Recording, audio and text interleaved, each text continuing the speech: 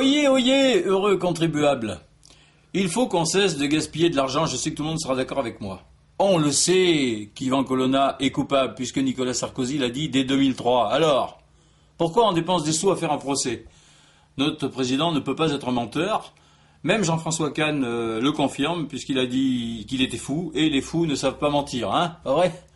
Alors du coup, Didier Vacogne, là, le président du tribunal, eh ben, il est emmerdé, parce que ça se passe pas comme prévu. C'est qu'il rue dans les brancards, le Colonna. Alors le procès ne devait durer que jusqu'à l'été. Didier Vacogne est invité pour le mois de juillet en Corse, dans le nouveau bunker de Christian Clavier, où ils ont prévu de faire tranquillement du scooter des mers, escorté en toute simplicité par le porte-avions Charles de Gaulle. Et le Didier, il a peur que ça se prolonge et que Jack Lang lui pique la place sur le scooter. Voilà. Bon, alors de temps en temps, pour se défouler, ne pas pouvoir pendre Colonna tout de suite, il suspend l'audience, mais ça ne suffit pas. Alors le problème, je vous le dis, je suis assez au courant, le problème c'est que il manque un petit détail à l'accusation, pas beaucoup, pas grand-chose, mais c'est emmerdant. En fait, on sait que Nicolas ne peut pas se tromper complètement, mais d'après les témoins, notre bonsaï se serait peut-être un petit peu avancé en déclarant qu'on avait arrêté l'assassin du préfet Erignac avant qu'il soit jugé. Donc, on sait que l'accusé est coupable, il n'y a pas de doute, ça, mais on ne sait pas de quoi il est coupable. Alors, on cherche. On sait bien que les services de l'Élysée fouillent le passé du berger de Cargès et ils sont sur plusieurs pistes. Ils ont découvert, par exemple, vous allez voir comme c'est bizarre, qu'un certain Stéphane Collaro aurait voyagé début septembre 2001 de Saint-Barth à New York en première classe. D'ici en déduire que Stéphane Collaro n'est qu'un nom d'emprunt utilisé par Ivan Colonna et que celui-ci a participé aux attentats du 11 septembre, il n'y a pas loin.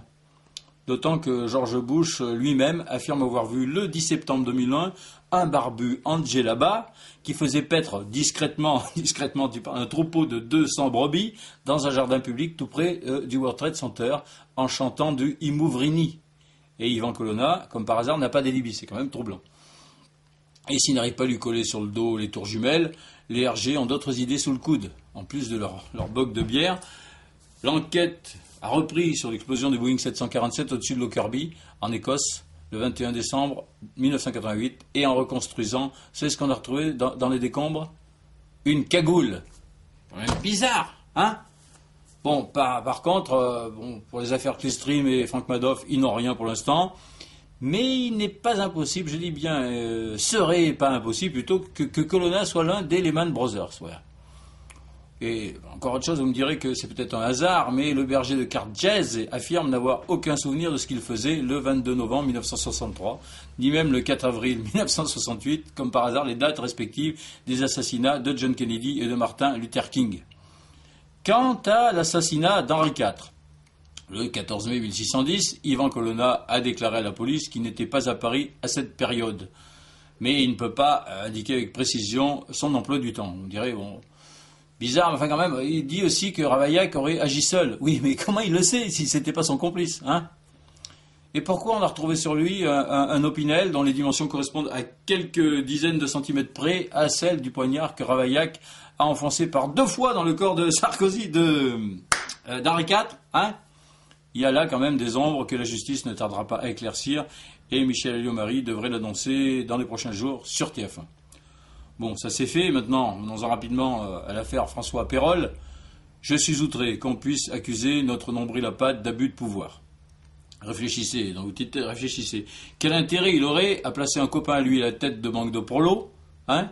Il l'aurait casé au guichet, on aurait pu l'accuser de vouloir venir ouvrir un livret jeune sans qu'on lui demande sa carte d'identité, mais un directeur de banque, franchement, ou d'usine, qu'est-ce que vous voulez que ça lui foute d'en avoir un de plus dans sa poche? Ils sont déjà tous en train de lui lécher les bottines. Alors, bon, moi je dis que l'abus de pouvoir, il y aura le jour où il nommera des gens à des postes subalternes, là où il ne connaît personne, mais il ne le fait pas, et j'en ai la preuve.